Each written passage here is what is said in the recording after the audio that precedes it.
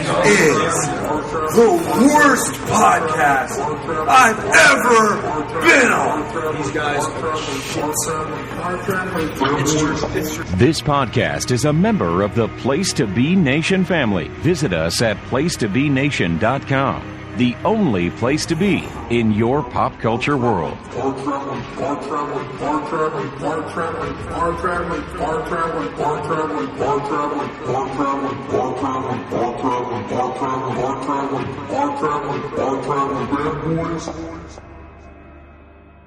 Vengeance. Vengeance is mine. Vengeance. Batista. And you. For that. But that's not fair. Fair? Fair? Life is not fair. Life sucks, and then you die. That was Vince McMahon starring in There Will Be Blood.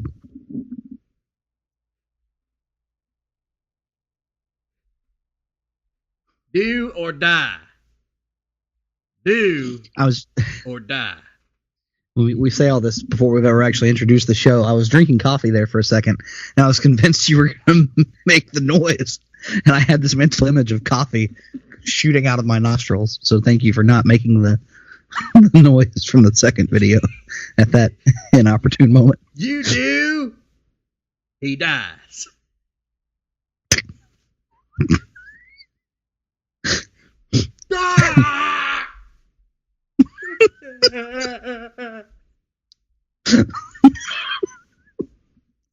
Did we ever figure out what the...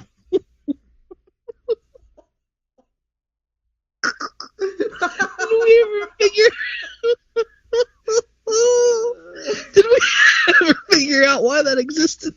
No. Which one? The Southern lawyer one or the... Just the general concept of whatever was going on at that time. Was it during the year post the Trump loss at WrestleMania 23? I think that's the best I can determine. It had to be sometime in the summer of 2007.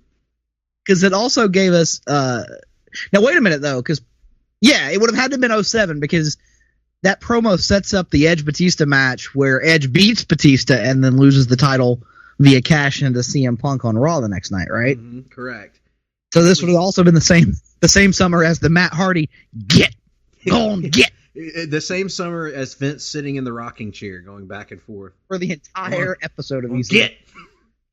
By the way, this is the Hard-Traveling Fanboys podcast. Ostensibly a comic book podcast. We turned into a Vince McMahon videos podcast. A Vince McMahon appreciation podcast. Yes. The greatest character in the history of American television. And I say that only half joking. Because I kind of believe it. Amazing character. I hate Austin. I hate Austin. We should shoot a parody video this year of either you or I training one or the other for the Auburn game this year. I hate Auburn. Woo! We have lost. Are going to burn the seven down Auburn's house. What's going to happen to them? Auburn's children will be kidnapped. Auburn's wives will be raped right in front of the Undertaker.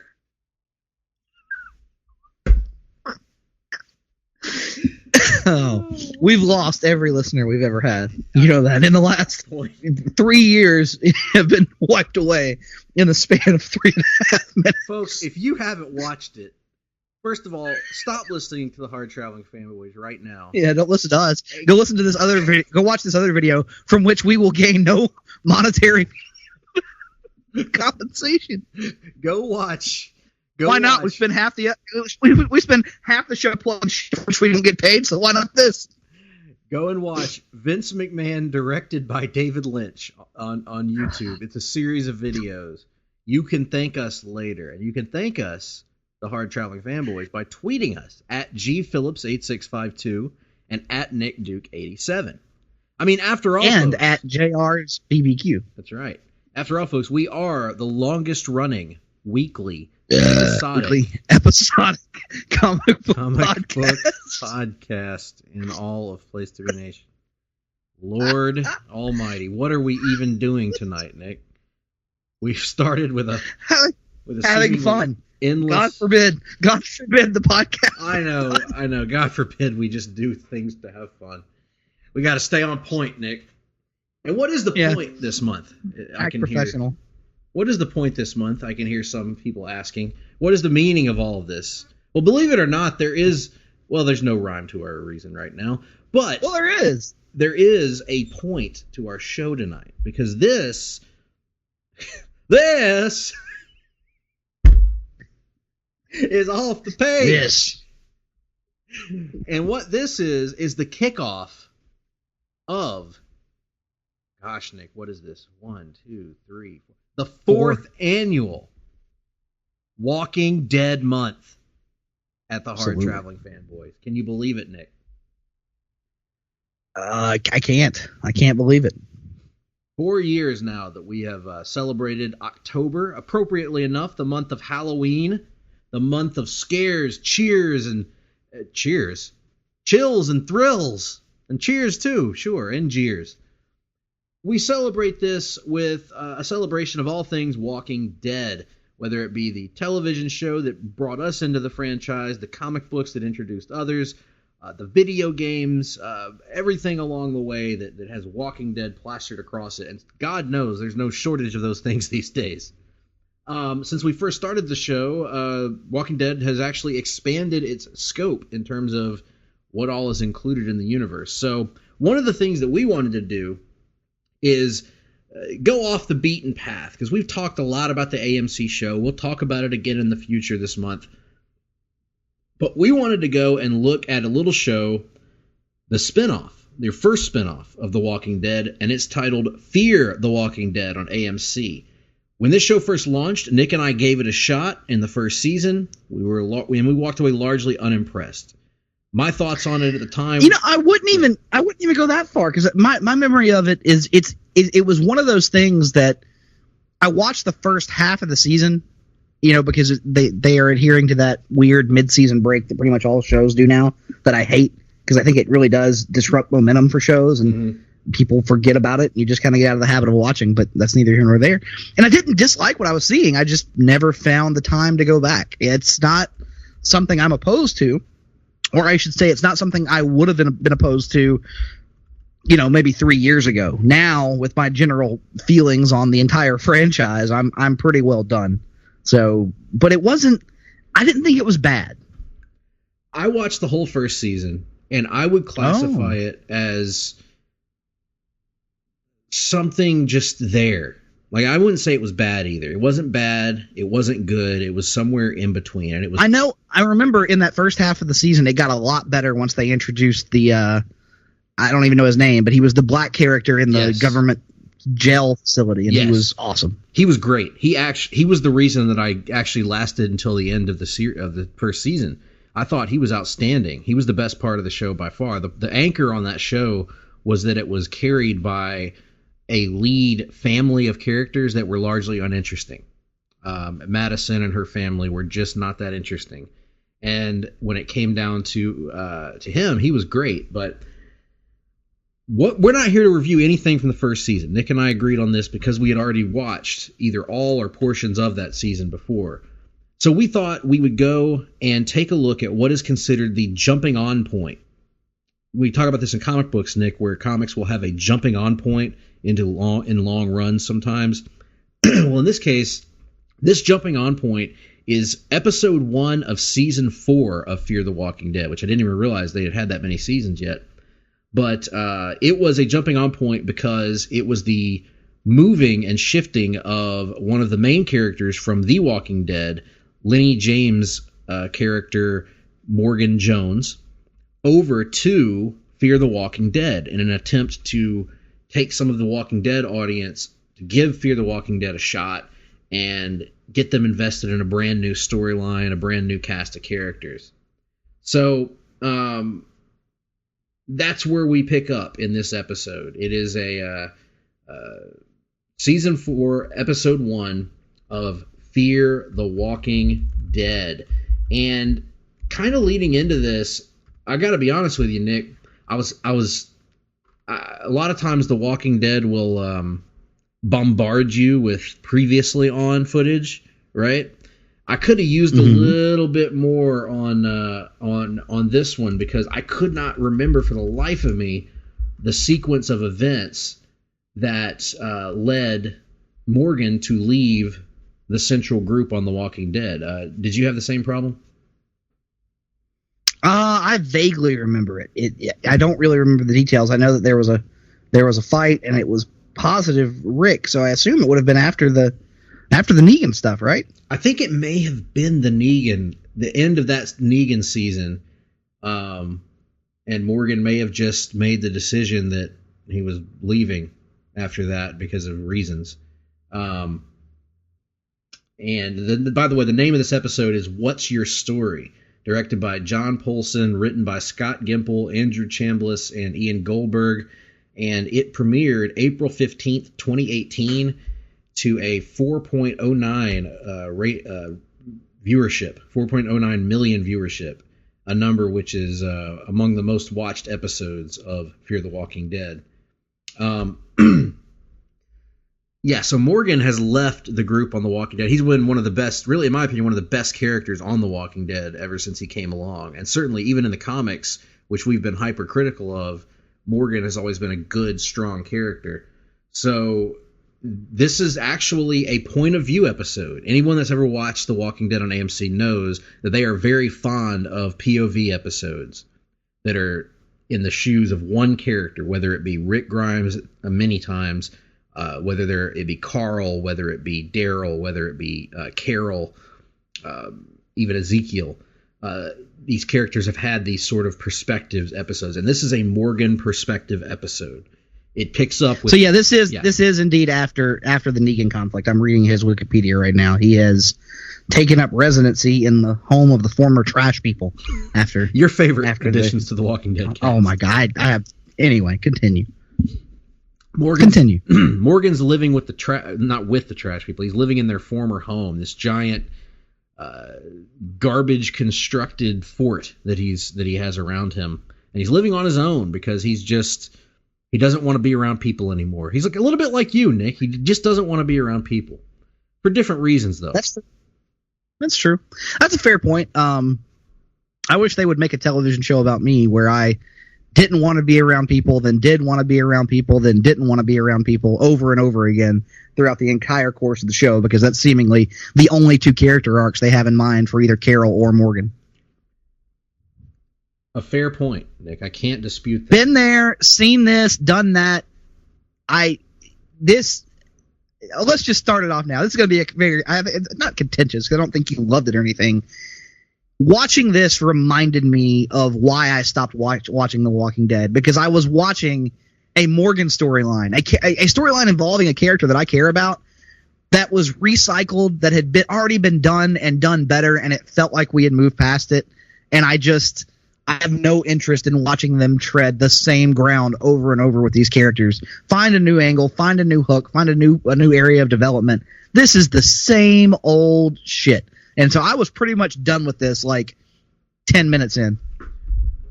Nick, you need to come back, Nick. No. You say the first. No. You got to say the first line normally. Then you whisper then you reiterate what you just said shorter, and you whisper it. Come on, Nick. You got to come back to the town. You have to come back. You just do. So you can hide, but you can't run. And then Morgan literally runs like 5 minutes later. Morgan. Shut up, Rick. What do you know?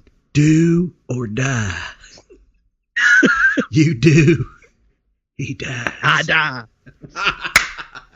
Oh, Lord. So, right. Yeah. Don't die. I go on to star in my own theatrical film trilogy. So, here's the thing. We pick it up in the trash dump area, and Morgan's living on his own because he's tired of being around people. He gets close to people, and then people die, and he internalizes that. And in addition, he doesn't want to bring out the side of himself that is a cold-blooded killer that he knows is deep down in there. He doesn't want to hurt anybody. He wants to be a man of peace, if at all possible. Which again, as Nick pointed out, this is a complete flip-flop of his last character arc, which was a flip-flop of the character arc before that, which was a flip-flop of the character arc before that. He has literally oscillated between man of peace and man of war since the time we met him. Yep. But he has that in common with a lot of Walking Dead characters. Well, yeah, that doesn't. Yeah, I don't think that justifies it. It's frustrating. It's equally frustrating for characters like Carol. It was frustrating for a character like Rick. Like, it's just it's. I'm not saying these characters have to never backslide or pick one standpoint and never waver from it, but find different areas to explore about these characters. Don't just explore the same dynamic and the same conflict over and over and over again. And Morgan, who is a great character, it feels like the writers by this point were just fresh out of ideas of exactly what the hell to do with him, and just sent him over to Fear the Walking Dead to help prop up the ratings on that show. Right. Well, that's exactly what happened. Nonetheless, we pick up and he's in the dump, and we get these kind of artsy shots of Morgan being visited by members of the old crew. The first one to visit him is the character of Jesus. No, not Jesus of Nazareth. Jesus, the annoying Walking Dead character. Yes. He visits sanctimonious ass Jesus, who reminds Morgan, you can try to hit me with that stick. You can try. Because it's not just enough for him to be sanctimonious. He also has to be haughty, a hand-to-hand fighting expert. Yes. Oh. And so he tries to talk Morgan to come back to Hilltop, and the community they live in, and Morgan ignores him, as he should. Then the next person we meet is Carol. And this was one of the best parts of the episode, because, you know why, Nick? Because Melissa McBride, who plays Carol, and Lennie James, who plays Morgan, are great actors. And in this scene, Morgan doesn't say a word, but acts with his face and his emotions and his body. Carol is talking and is she's amazing. I mean, I'll just go ahead and say she's, along with Daryl and Morgan, she's the best part of The Walking Dead. She's an amazing actress. Does a great job here. Unfortunately, she's not around very long. So she tries to talk Morgan into coming to the kingdom where she lives. He says no. And then comes the guy who I haven't seen in a calendar year on the show almost, who I don't miss at all on the show, by the way. Rick Grimes. Good old Rick Grimes comes here, Sheriff Rick, to be a completely oblivious jerk to his old pal Morgan, not listening to a word that Morgan says, not actually processing what Morgan's trying to tell him, and continuing to circle back to the same point. You need to come back. And maybe the best way to convince Morgan to come back isn't to tell him, you're going to come back anyway. You're going to need our help eventually, or we're going to need your help. You're going to let us in. Just come back. Just come back.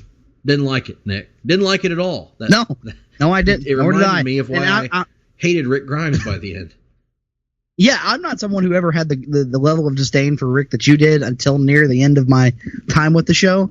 But yeah, this one scene, again, reminded me of all the things that made me stop watching the show. So then Morgan packs up his bags, and at first I'm thinking, oh, is Morgan walking back to the group and something's going to happen to him? But then no, Morgan stops and thinks about it and seemingly just realizes, as he should, fuck these people.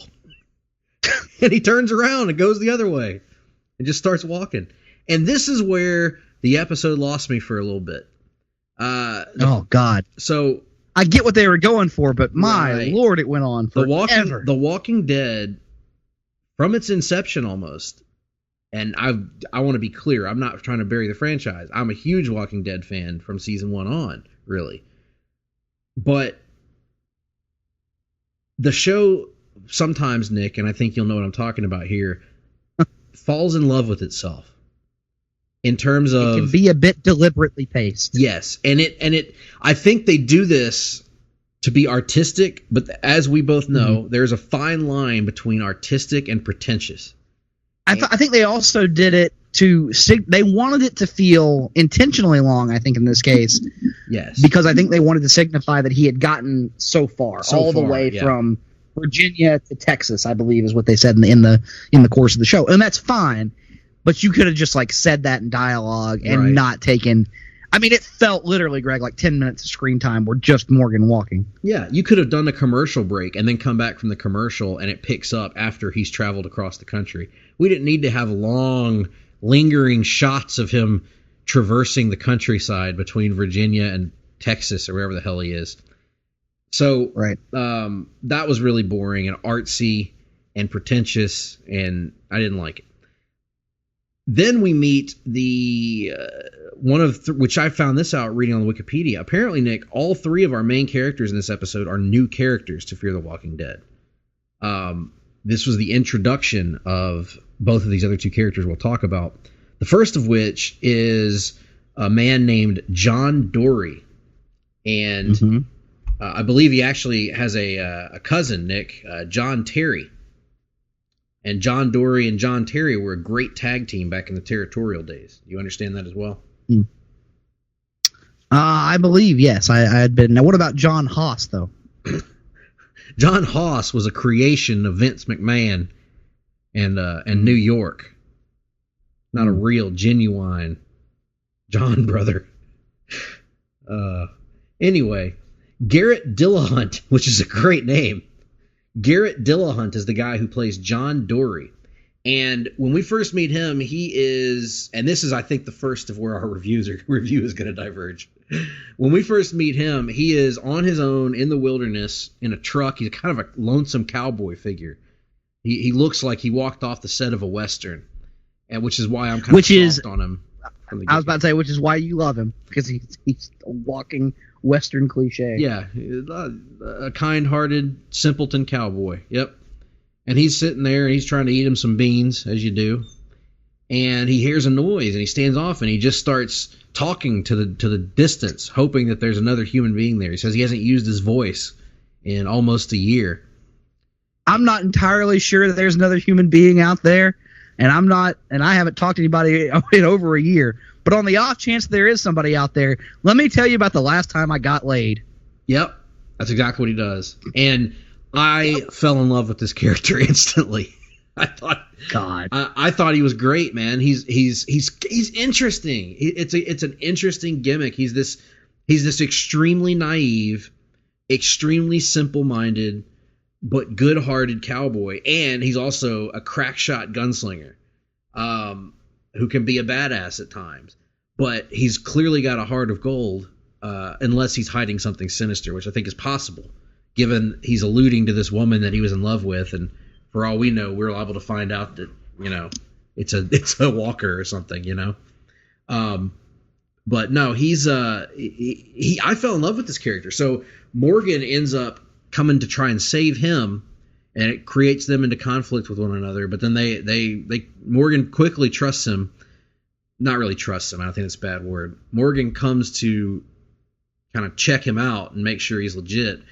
And he quickly comes to the conclusion that John Dory is not a dangerous man. And so they end up, Morgan tries to go off on his own, and Dory kind of won't leave him alone. And he wants to tell him more about how it was the last time he got laid. Yeah. Because as he says, if he talks about it, he'll see it in his head. Yes. And I did. I liked it. I liked it. It was good.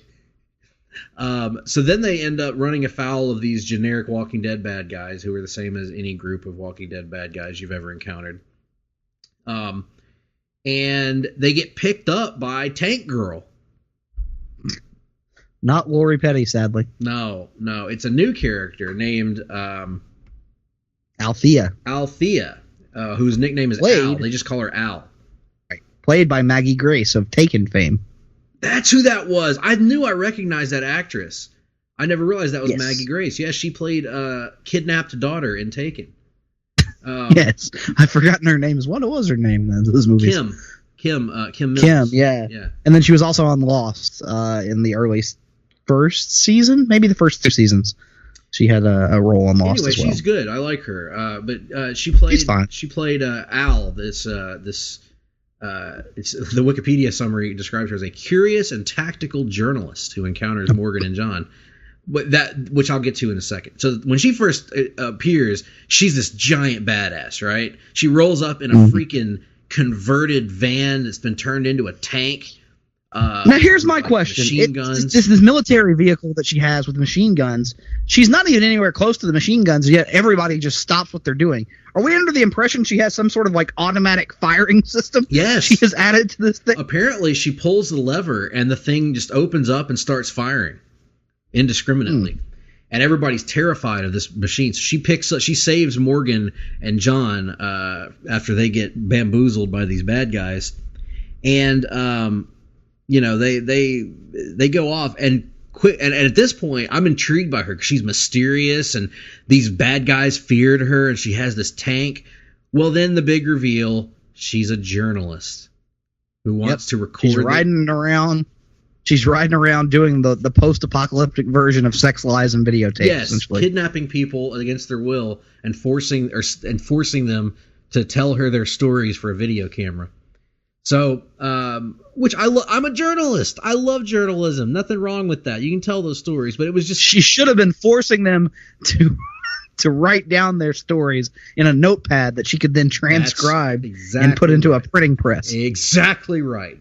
Exactly right. She should have been going around to the Walking Dead communities trying to sell ads to fund her She should have been doing man on the street interviews. Yeah. Tell me what your thoughts are about the zombie apocalypse. What are your thoughts on gas prices?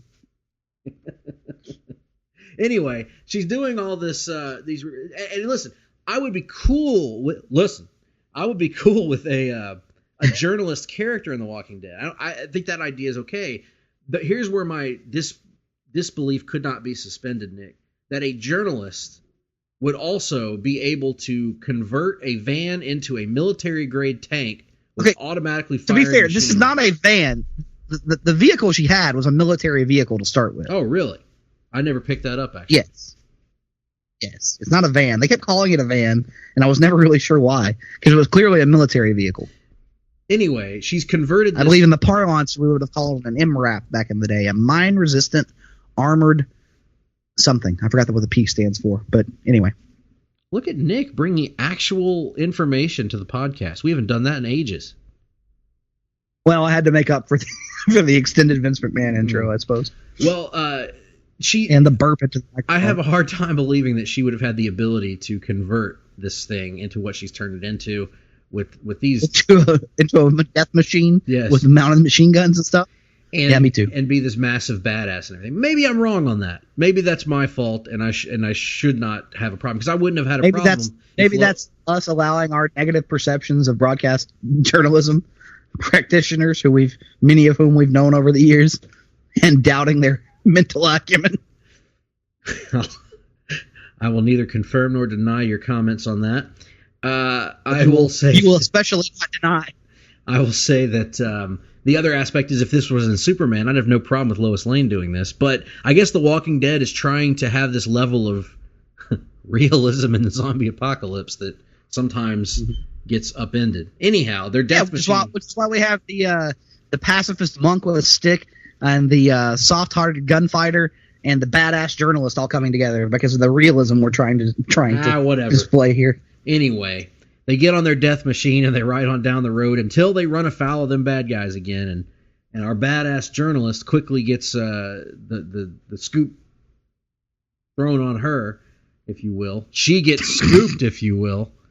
And they run afoul of these bad guys. They fight back and they come together. And they win. And they win. They realize that, by God, they've got a bond for each other now. You know, like Morgan doesn't want to be with any people, but he's kind of indebted to these folks. He knows he can trust them now, and he's ready to go off on his own. But he's got a bum leg. He gets shot in the leg, and by God, they end up going along together, and they're going to try to help John find his lost love. Until these three badass characters, including Morgan, who's literally seen and done it all, get bamboozled by a woman faking an injury in the middle of the road. And this, Nick, this was the problem with this episode for me, because overall, I actually really liked this episode. I thought it was entertaining for the most part. I thought the characters were engaging, these new characters, particularly John Dorian was engaging, and I thought Al was okay, and Morgan was great. And so I was actually compelled by this. I was kind of interested to see what these people do. And then they run afoul of the same group of characters that started Fear the Walking Dead that I had no interest in. One of which now has a knife hand. And she, and here's the other problem with this scene, Nick. They come up on this girl in the street, and she's faking an injury, clearly. But they're not sure. They're going to go check it out, right? So Al says, all right, Morgan, you man this. And she points to the machine guns. And he goes, sorry, I don't kill.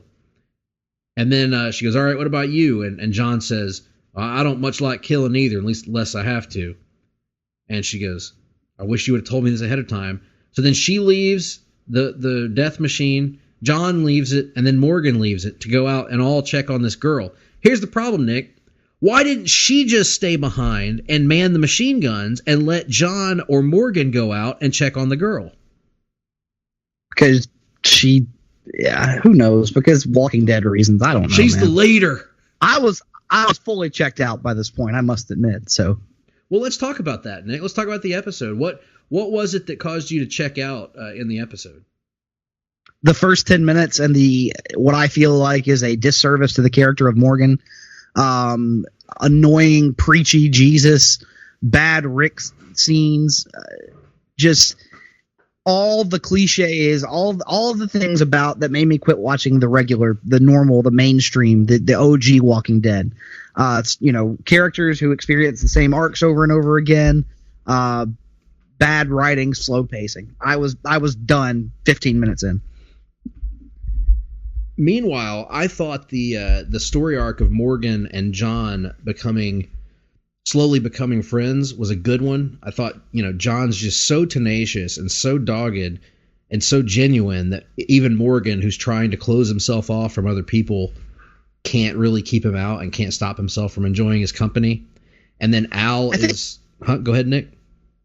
I think the main difference between us is once I saw they were just going to rehash that ground with Morgan and they were sticking to that, I was done. And I think you were able to get over that. And me, I'm like, I've seen this done. I've seen it done better. I have no interest in seeing it again. Right. And I can understand that to a degree for sure. I thought the stuff with Al was a little more forced, her relationship with the other two, but it was those three going on a road trip through an area of the Walking Dead world that I haven't seen explored was interesting to me. But unfortunately, they lose me at the end by tying it into these other people that I didn't give a damn about 4 years ago. This family that somehow is still around, and remember the drug addict kid from the first season that was unbearable? Yep, I remember. He's still around. I remember all of them. Yep, that was him. His sister. Yeah, the hot sister now has a knife hand. And which that might be interesting. I don't know, but it's just, I thought the episode had some good momentum, and I was actually enjoying it, and I was hoping that it would be, okay, these are the main characters now, and maybe these other characters will just be ancillary. But then what really killed me was this character of Al that got introduced as being this really smart, really intelligent, really intimidating figure, gets jumped not once but twice in the episode. She gets the bamboozled by the bad guys once they stop off for rest, and then she falls for the oldest trick in the book in the Walking Dead world, the fake injury, which has been done a million times on the show and in the books, and nearly gets killed as a result of it. Now she's being held hostage by these presumably the good guys of the show, and yet she's supposed to be this super smart I hate it when characters make elementary mistakes when they're supposed to be presented within the rules of this universe as beyond these elementary mistakes. You know what I'm saying? And that's the case. That's the case with this episode to me. Yeah, I would agree. In addition to what I said, like I said earlier, just a mischaracterization of Morgan. Like, he was here and he was doing interesting things, but I feel like just the way he was behaving was just so forced and unnecessary. Yeah, and there's a couple of times there's fight scenes in the episode, and sometimes they're good. There was one on the roof that was pretty good, I thought, with Morgan versus another guy, one of the bad guys. But yeah, the bad guy who all of a sudden becomes an accomplished stick fighter. Yes, grabs the stick. Because you got to remember, in the context of the show, we've been taught that Morgan is essentially a Jedi, and yet here's this guy going toe to toe with him. Yep, didn't like that. Even though it was a well put together scene, but then there's other scenes in the episode where I couldn't tell what was going on. There in the midway part of the episode, there's a big fight scene between this group of bad guys and the group of Morgan, Al, and John. And there's things happening in this scene that I could not make heads or tails out of because of the way it was edited together. Very choppy. Not a fan of that. So overall, I gotta say, I liked the episode. I think that's where, I think Nick clearly didn't like the episode. I liked the episode, but was it enough to make me think I need to watch more of the show? No. What about you, Nick? No, absolutely not. Didn't like the episode. Have no interest. I'm gonna watch the season premiere of The Walking Dead for next week's episode, and then I will return to my preferred state of Walking Dead ignorance. Very good. Well, what did you guys think of this Fear the Walking Dead Season 4, Episode 1? You can check it out on Hulu right now, and let us know your thoughts on Twitter, gphillips8652, or nickduke87, or join the Place to Be Nation Comics Facebook page over at Place to Be Nation Comics on Facebook, appropriately enough. Let us hear what you have to say about this. And in the meantime, we're going to take a break. And when we come back from the break, we will have for you the exciting world of the news and notes in comics. It's a segment called The Rundown, and we're going to have it for you right after this. Promotional consideration paid for by the following. Place to Be Nations, JT Rosero and Chad Campbell here. We want to let you know that we have over 24 podcasts available on iTunes, Stitcher, Google Play, and PlaceToBeNation.com. We now offer them to you on two great feeds. On the Place to Be Nation Wrestling feed, we dive into topics running the gamut from today's WWE to the glory days of yesteryear and the ins and outs of the territory days. In addition to our full-length shows, we also deliver to you special pod blasts on topics old and new. The Place to Be Nation Pop feed is a veritable treasure trove of great content.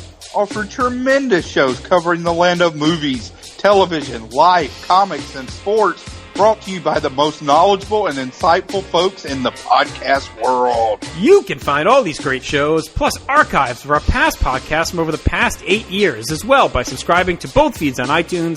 And while you're there, be sure to rate and leave feedback as well.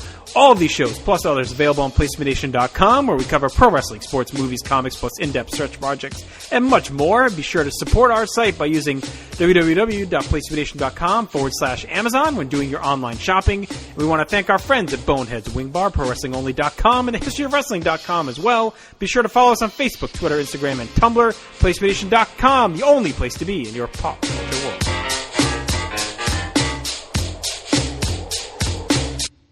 Welcome back, Place to Be Nation listeners. We hope you listen to all those other great shows right here on Place to Be Nation Pop and Place to Be Nation Wrestling. Right now, we are going to hit you up with the news and notes sweeping the world of comics and comics-related properties. It's a segment known, in North America anyway, as The Rundown. Welcome to the Rundown. Boy, oh boy, Nick, lots of news this week. Lots of news, but let's lead off with a little bit of tooting of our own horn. I mean, we don't want to toot our own horn, but toot. Toot. That's right. Listen. Shocking news this week. Oh, shocking. All over the internet. All over the world. People are just jumping for joy because the startling announcement was made that Sony and Marvel have reached an agreement and will continue making Spider-Man movies together. God, Greg, who could have seen this coming? That's right. The powers that be at Disney and the powers that be at Sony put their minds together, reached an agreement, and by God, Nick, they're going to keep making money hand over fist. What a shocking bit of news here. I mean, I don't know, Greg. After the failed negotiations were publicly leaked by one of the two companies, how could anyone have seen that as just a negotiating tactic? I mean, this is unheard of. This is unprecedented, Greg. It's not like there was a series of trade publication articles leaked by each side respectively, designed to make the other side look worse. And it's not like one of those companies got exactly the desired public reaction they knew they would get. And then subsequently got the deal that they wanted and that they were going to get. Because of a very successful public relations campaign. As one who works in the field of public relations, this was brilliantly executed, even if it was a little underhanded. It was brilliantly executed on the part of Disney. And Sony, I thought, did a fine job of trying to fight back, but it was just too late, right? Well, it didn't matter. Listen. Right or wrong, like I'm not gonna defend the idea of it, but Marvel Studios, and by proxy, that means the Walt Disney Corporation, is seen by fans as the good guy right now because of the unprecedented creative and financial success they have had in running a shared superhero universe. No one else, literally, no other company has ever done it this well on film. No one. They're the only people who have ever done it. They have earned every ounce of fan goodwill, and at this point, Walt Disney has people. Disney as a corporation has people, millions of people who are willing to go out and wage online warfare to make sure that Disney was going to get exactly what it wanted in this scenario. Now, you can disagree with the very idea of that. You can have a problem with the idea that this giant corporation, this giant conglomerate, has not just all the financial leverage, but also all the public leverage as well. And I do. But those are just the facts. Yeah, I know you do, but there's no, you can't change it. Like, there's nothing you can do about it. Sony, no matter what happened, even if Disney in real life had said, you know what, we're just going to do Spider-Man, we're going to pay for it all, we're going to take all the profits, you get nothing, and they had said that publicly, and Sony had walked away, people still would have seen Sony as the bad guy, because they would have perceived Sony as being the ones who were not going to give them their MCU Spider-Man.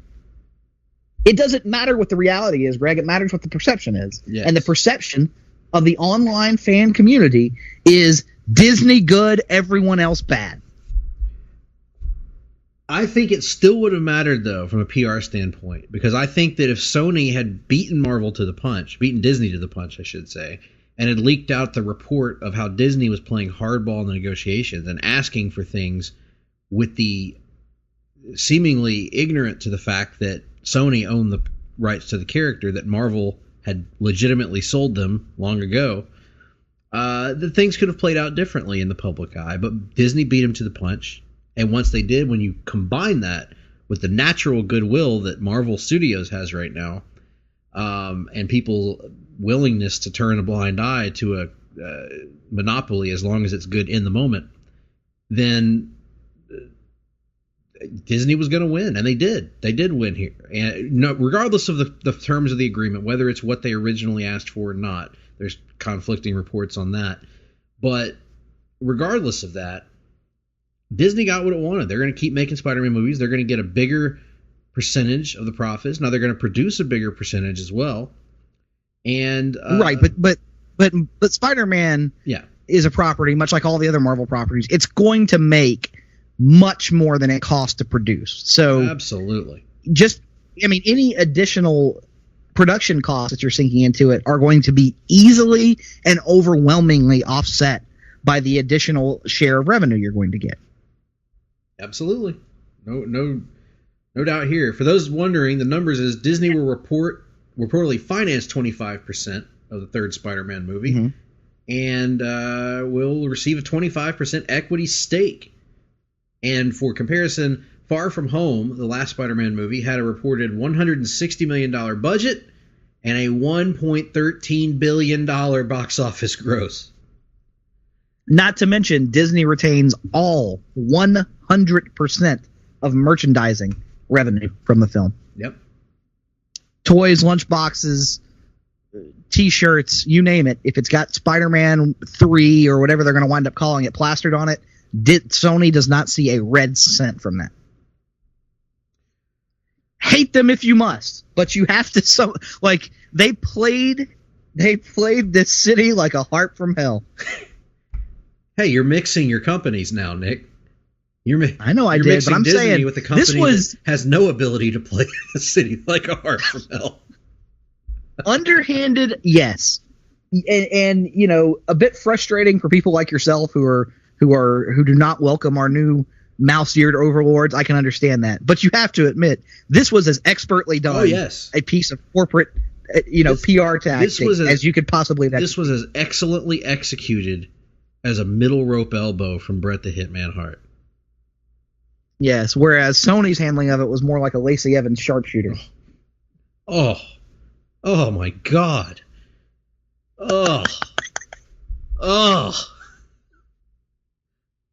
When you make the Rock sharpshooter, I'm getting hot under the collar here, Nicholas. The sharpshooter is sacred ground. Hey,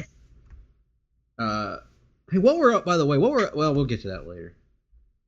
So yeah, I'm at the end of the day, I know you probably shudder a bit at the prospect of Disney winning yet another of these public negotiations, but it gives us Spider-Man in the MCU where he belongs. And also, let me tell you about something I already see that I'm loving.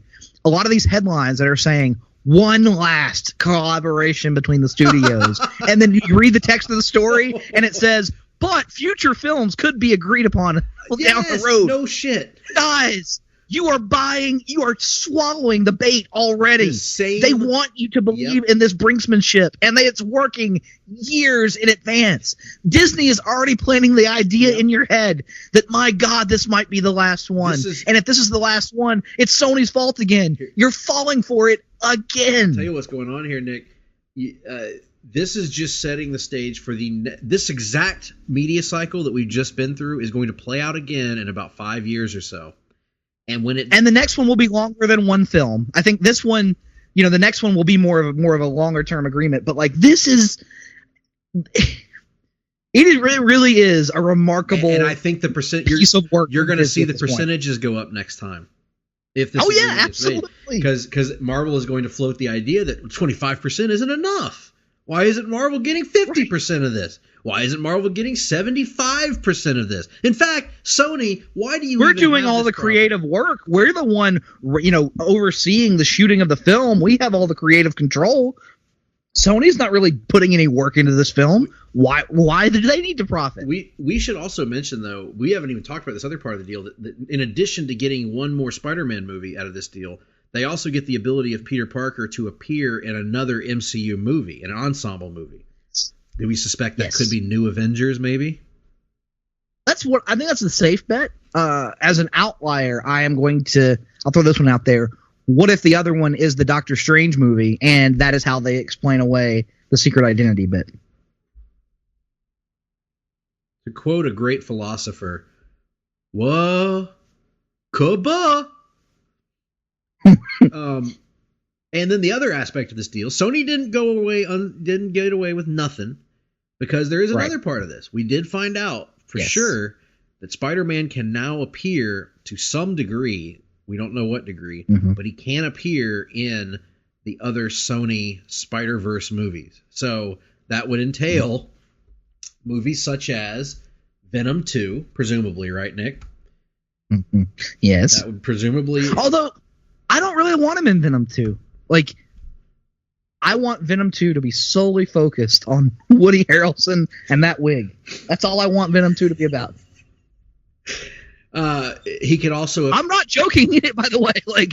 I want, as cheesy as that post-credit scene for Venom was, I want them to take the cheese factor and multiply it times 10 in the actual film. He could also appear in the rumored movie Silver and Black, I believe it is. He could also appear in Morbius, the Living Vampire. And you gotta think, Nick, that he might even make an appearance in the rumored and planned Madam Web movie. Oh, God. That's right. Sony's got a new plan for their what are being called the Spider-Man adjacent films that can have sort of loose crossovers with the MCU now, allegedly. And one of them is a movie, a standalone movie, believe it or not, being developed called Madam Web. It is by Morbius screenwriters Matt Sazama and Burke Sharpless. What a name. For the Sony, quote, universe of Marvel characters. Not to be confused with the Marvel Cinematic Universe. Originally created in 1980 by Denny O'Neil and John Romita Jr., Madam Web is an elderly clairvoyant woman who, due to a neuromuscular disease, is connected to a life support system that looks like a spider's web. Now, here's the problem I always had with Madam Web, Nick, on the cartoon. Now, I only know her from the cartoon. She's boring. Well, there's that. But there's an issue in that Madam Web is supposed to be like really, really old. But she always looked younger than Aunt May in the comics. I'll tell you what they're going to do. They're going to make her young and hot. Yep. And that's what they'll do. That's their basically, move. They're going to make Madam Web in name only, right? Right. It should be like Betty White or that chick from the Harry Potter movies. Oh, God. Well, the one that I heard, actually, my boss had a great counter to that. And he said, what about Helen Mirren? And I said, you know what? Helen Mirren, yeah. As Madam Web would actually make a lot of sense. What's the name of the chick who was in the Harry Potter? She's been in other things, too. She's old and she's British. You know who I'm talking about. I don't know the Harry Potter movies very well. Yeah, but you know she's been in other things. Oh, what else has she been in? You want me to start naming elderly actresses?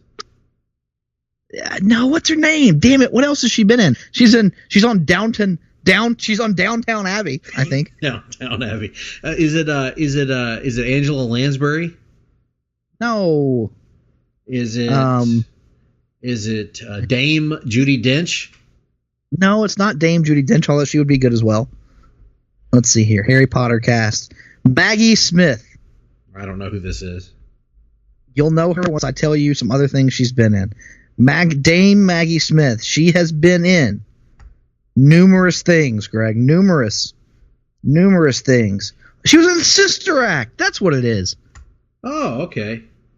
Sister Act. You remember Sister her? Act was a good movie. Yeah. Hook. You remember Hook? Not really. I'm not asking if you. I don't remember. I'm saying I'm not commenting on the quality. I'm sure Hook's a quality film. I don't remember the movie very well.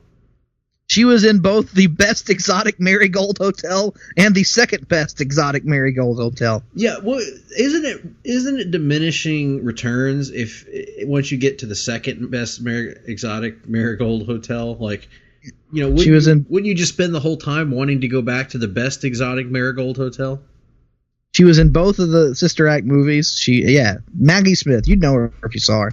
Well, here's the thing that I want to talk about. Where do the British get off calling women dames? I don't. Well, it's 2020, Nick. Almost. It's not. We're a couple months away from 2020, and they're up here calling people dames. Get with the times. This is not 1940s Los Angeles. We're not gangsters walking around saying "C" all the time. Are we? I don't know. Hey, William Hurt has joined the cast of the Black Widow film. He's going to be playing General Thunderbolt Ross. Not to be confused with 70s wrestler Thunderbolt Patterson, Nick. No, this is good. This is cool. Glad to see it. It makes sense because this is going to be a follow-up chronologically to Civil War. You would have to have, I think, his involvement to some degree to address Natasha's legal status. Is he going to become the Red Hulk, Nick? I hope not, Greg. Well, Red Hulk. The only alternate version of the Hulk we need in the MCU is that version from Secret Wars, Planet Hulk from a few years back. We need Hulk Hogan in the MCU is what we need. Yeah, it's not that bad, eh? What about Jay Leno Hulk? That would be good, wouldn't it? Oh, no. Yeah, you know, when I get angry, I turn green, eh? I don't know why my Jay Leno sounds like I don't even know, Mickey Mouse? I don't know what that was. Anyway, that's what he sounds like. As filming on Marvel Studios' first in-house television show begins for the Disney Plus streaming service, Variety reports that some observers in Hollywood believe, some might say, Nick, say that live-action Marvel productions could be, possibly, maybe, mostly, if not completely moved away from Jeff Loeb's Marvel television division. Yes. By God, Nick, what a great story this is. Tell us what this means. Unpack this for the audience. I think what it means is you have to kind of package this with another story that came out this past week, which was the excerpts from Disney chairman Bob Iger's autobiography, which were released, that pretty much said that Iger had to directly overrule Marvel CEO Ike Perlmutter when he tried to stall both Captain Marvel and Black Panther into development. There have been numerous examples of conflict between Kevin Feige as the head of Marvel Studios and Ike Perlmutter as the head of Marvel Entertainment. And I think this is another step to just fully handing over live action adaptations to under the purview of Kevin Feige. And I think if this were to happen, the benefit would be nothing more like Agents of S.H.I.E.L.D., where we have to constantly wonder about its place in the cinematic universe. Either it will be or it won't be. And I think that would go a long way to clearing a lot of things up for fans. Well, as with all things, time will tell. Mm-hmm. Another thing that time will tell us about is the Crisis on Infinite Earths television crossover, Nick. Yes. Seems like every week we have a slew of updates for this. We do. We got word this week, and I'm not going to click individually on these articles, but we got word this week that Ryan Choi is coming to the Crisis on Infinite Earths crossover event. Now, this is a character who is the replacement version of the Atom. Ray Palmer, who we all know as the Atom, was replaced in the comic books by Ryan Choi. I believe he was introduced in the 52 crossover, or at least around that time. And he becomes the Atom and is a very successful version of that character. Supernatural alum Osric Chow has been cast as Ryan Choi. And the character is described as a physics professor at Ivytown University, a normal guy who learns that he has a pivotal role to play in the upcoming Crisis on Infinite Earths.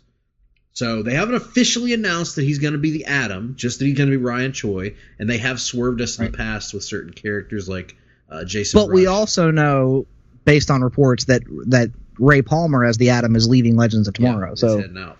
So this could very it seems to be a case of putting two and two together. Then we hit the most unexpected Crisis on Infinite Earth story yet. Unexpected, and I love this, but I love it. This is outstanding. Talk about thinking outside of the box. Yes. Ashley Scott, a name that I don't think will probably mean much to many of our listeners. She played the Huntress in 2002's short-lived Birds of Prey television series.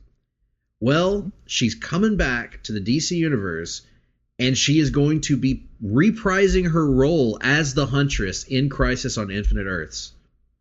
It is the latest in a string of return, and this is reaching into a very niche show that is only available, I believe, on DC Universe to watch. She is going to be coming in here to play this character, this version of the Huntress that is clearly not the Arrowverse version of the Huntress. So, yeah, I agree with you, Nick. This is awesome. This is an unexpected blast. This is what Crisis should be. Like, pulling in every corner of DC television wherever possible. In addition, I mean, we've already got Tom Welling, Erica Durant, Burt Ward, various other, incarnations of characters from across DC television properties. This is just outstanding. Outstanding is exactly the word to describe the last item we're going to talk about related to the Crisis this week. Yeah, this is mostly for you here. We have gotten our first images, several images in fact, of Brandon Routh in full costume as the Kingdom Come Superman. And folks, this is dynamite. I would go so far as to say, and this is hyperbolic right now, I can't completely stand by this until I've seen the suit in action and I've seen the entirety of the suit. But upper torso and what we've seen in the costume so far, this is my favorite live screen Superman costume to date. Really? You like the black better than the blue and the yellow? No, let me explain. If they had taken this costume and just put the blue and yellow, the classic yellow and red shield on the chest, it would be perfect. As it is not that version of Superman. As you know, Kingdom Come Superman has that black logo on his chest. Right, I know. So for that version of the character, they literally could not have done a better job of putting this whole thing together.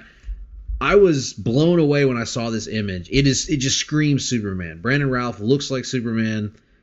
The colors on this suit are what really stand out to me, Nick, because I think one thing that stands out when you see the Tyler Hoechlin suit, while it's fine, it's a fine suit, I suppose. The problem with it is, if I have a problem with it, is that it is a little dark. It's kind of leaning into that sort of New 52 era motif of the costume needs to be dark, or even the 2000 X-Men movie, kind of everything needs to be dark. His suit also matches the general hue of the Supergirl suit. That's true. I think which was more the intention. Yes, that's true. And which again is of that same kind of, it just stands out when they're side by side, that this Kingdom Come costume, it just pops off the screen. And to me, that's what Superman should look like. He should pop off the screen. And I'm just blown away by it. And that's no knock on Tyler Hoechlin. I like him. I talked about last year in the crossover. I think he's a really good Superman. But this costume, primo work from Berlanti and company in getting this suit together. I can't wait to see Tom Welling in suit. I'm hoping we're going to get that by the end of this week. So I'm just pumped, man. This is an outstanding job of making him look. As somebody put this on Twitter, he looks like he walked off of an Alex Ross painting in this costume. Mm-hmm. Incredibly done. Yep. Absolutely. Well, one other item, late breaking news today as we record this. We got two more items, but no, I said one last late breaking item. I know that we have two more items left, Nick. Just have some patience. Patience. Let it play out and see where it goes. Exactly. Ava DuVernay, director, writer, etc., is directing a TV adaptation of the DC Vertigo book DMZ by Brian Wood and Riccardo Burcelli for the upcoming HBO Max streaming service. Nick, do you know anything about DMZ? Yeah, it's a very little, but it's essentially a visualization of what a modern Civil War would look like. Yes, or the fallout from it. I have read the first 2 volumes of DMZ, and I have a controversial opinion about DMZ. Yes, continue. I thought it sucked for a book that is so critically well regarded, I should say. I found it boring. I found it largely uninteresting. None of the characters stuck with me. I thought the art was kind of muddied at times. And I know that there are people that love it. Our good buddy Steve Willey is a huge fan of this book. But for me, it just didn't land. And so I can't say I'm terribly excited about this project. But it's always good to see Vertigo properties adapted.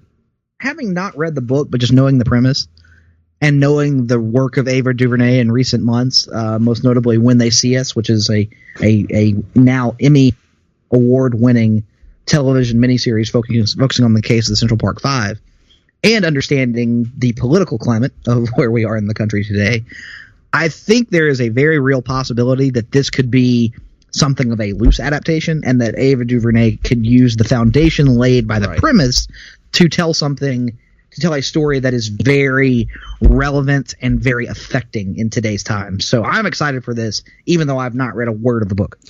Yeah, I can't say I'm excited about it, but I am happy that it exists because I think it's important to adapt these Vertigo titles, and it's always fun to see. And like you said, I do think that there is room to improve the source material here, as we see with some adaptations. So, cautiously optimistic. But speaking of cautiously optimistic, let's bring it home with the release today of the full-length trailer, I guess you would say. This is the first full-length trailer, right? Yeah, they've done a brief teaser, and they've done that little, like, the It parody they did, where it was her walking towards the camera with the balloons and everything. Right. But in terms of footage of most of these characters, yeah, not this is the first. The movie is Birds of Prey, the fantabulous the fantabulous emancipation of one Harley Quinn. Yes. Again, first time that we have what is this? The first time that we have seen this full-length trailer, and I came out of it cautiously optimistic. Yeah. That's probably how I feel about it as well. I don't think I liked the trailer a great deal, but it showed me enough of like, okay, this is the tone of the movie, and this is what it's allegedly going to be. I'm the same way. Yeah. There were bits in the trailer that fell flat for me. There were bits in the trailer that were funny. Mm-hmm. I'm like you. I'm cautiously optimistic. I think this could wind up working. Yeah, it certainly has the flavor of a modern Harley Quinn comic book. Very zany, very all over the place. Looks like we're going to get musical numbers. So I'm good with that. I think that stuff looks good. It certainly, and by the way, it definitely feels like a Harley Quinn movie more than it does a Birds of Prey movie based on the trailer. Yeah, was Huntress even like? I kept trying to get a glimpse of Huntress. Huntress is in the trailer. Like she aims a crossbow at some guy. Right, but they showed a good bit of Black Canary, but very little Huntress. So I was disappointed by that. I'm also I continue to be, shall we say, less optimistic about Rosie Perez as I knew that. I knew you were going to go as there. Renee Montoya, but we'll see. I'll give her a shot. One thing that I have no doubts about after watching this trailer is that Ewan McGregor is going to kill as Black Mask. Yes. Do you think we'll actually get him in the mask? I think so, yeah. I think they're not going to reveal that in the trailer yet, though, and they shouldn't. Let people experience it in the movie. But no, I will say I think that he's going to kill it, and it appears that he's taking cues from Judd Winnick's Batman run in terms of his version of Black Mask, and I think you would agree, Nick, that that's probably the best version of Black Mask. Oh, no doubt whatsoever. Yeah, I'm excited about that as well. We'll see how it. But we got a few months left to go, and I'm sure more will be revealed as we traverse the road to this movie's release. Indeed, so. Well, that's it for the rundown. And as has become the norm, we have nothing for reading and watching this week. At least I don't, Nick. Do you? No. Nope. Nothing at all. Sad day. But don't worry, our stories are coming back soon, folks. We'll have plenty of thoughts for you on Arrow, on The Flash, on Legends of Tomorrow, on Supergirl, on Black Lightning, and on Batwoman. My God. How are we going to find the time? Oh, God, I don't know if we can. Because our time is already being sapped, because this is the biggest week in wrestling in quite some time, Nick. Mm-hmm. Why? But not all of us have to like it, Greg. That's right. We don't all have to like it. But it's the biggest week in wrestling in many years. And what better time than to bust out the wrestling minute and a half? Well, it's interesting because we again sit here and we record this show on a date where we don't really have the bulk of the week. You know, we really only have Raw to react to.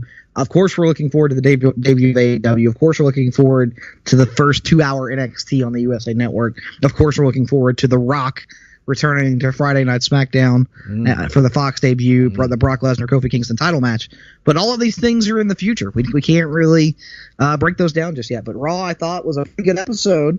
Momentous, if nothing else. New set, shake up of the commentary team, shake up of the aesthetic of the show. Liked all that and had more good segments than bad, I would say.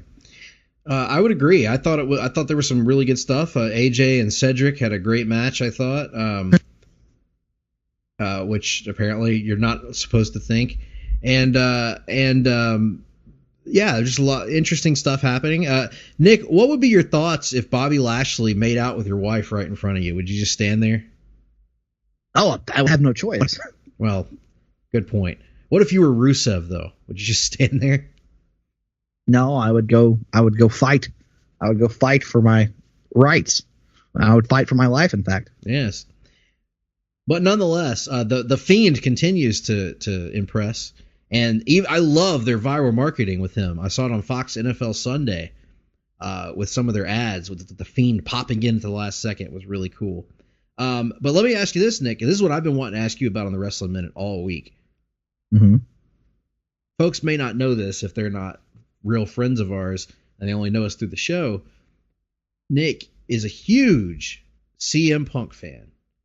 And with all the various reports that have come out, with all the various hints, allegations, and rumor and innuendo, I want to get it straight from you as a CM Punk aficionado. Is CM Punk coming back to wrestling? Is he coming back to wrestling soon? And where is he coming back? I have no idea. He is notoriously a very guarded individual. The reporting would have you believe that if he's going to come back, he's going to come back to WWE, which makes some level of sense because money is undoubtedly probably higher in WWE. Although I still wonder if it's all not a giant smokescreen to set up an AEW debut. I don't know.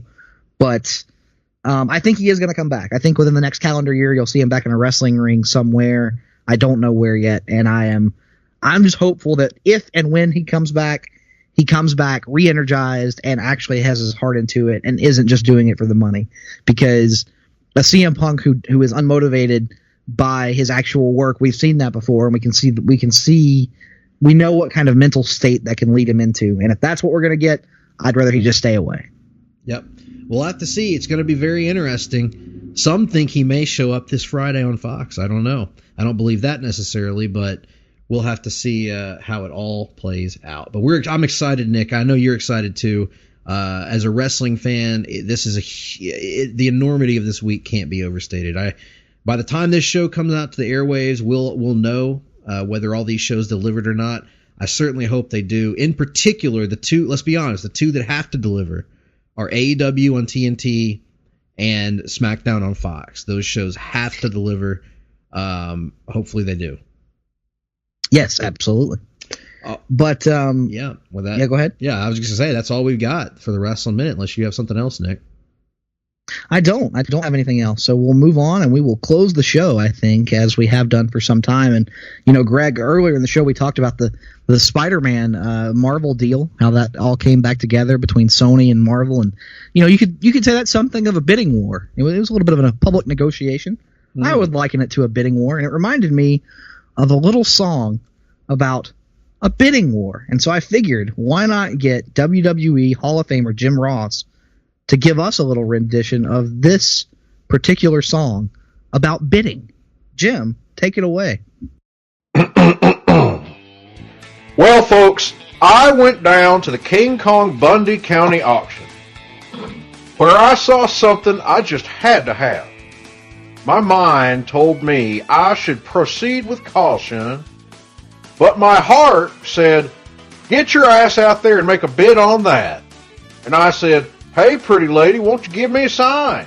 I would give anything to make your ass mine, oh mine. I will do your bidding, and I will be at your beck and call. Yes, I have never seen anyone looking so fine, except Dr. Death. Man, I've got to have her. She is a one of a kind. I am going once. I'm going twice. I'm sold to the lady in the second row. She's an 8, she's a 9, she's a perfect 10, I know. She's got ruby red lips, blonde hair, blue eyes. Looks like Missy Hyatt. And I'm about to bid my heart goodbye. Well, you know, folks, the auctioneer was going about a mile a minute. He was talking too fast, too busy, three-man booth. I'm not a big fan of that. He was taking bids and calling the spots out loud. And I guess I was just really getting into it because I started shouting out above the crowd. You know what I said? It sounds pretty similar to what I said the last time. I said, "Hey, pretty lady, won't you give me a sign? I'd give anything to make your ass mine, oh mine.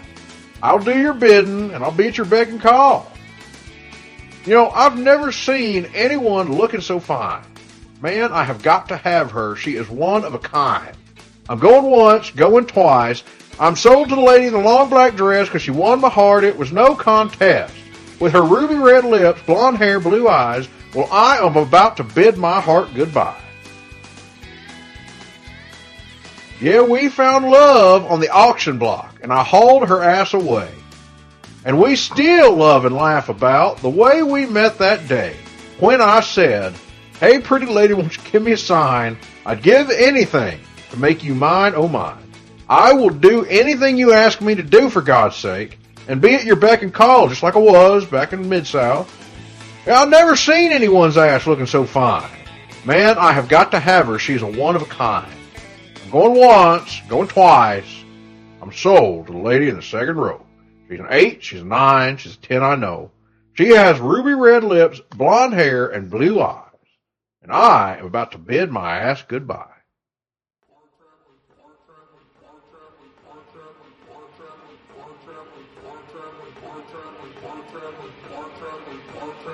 Hard-Traveling Fanboys.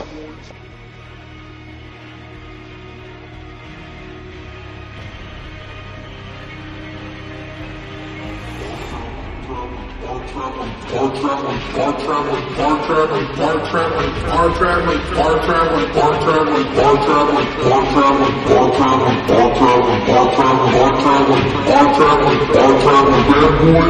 Fanboys.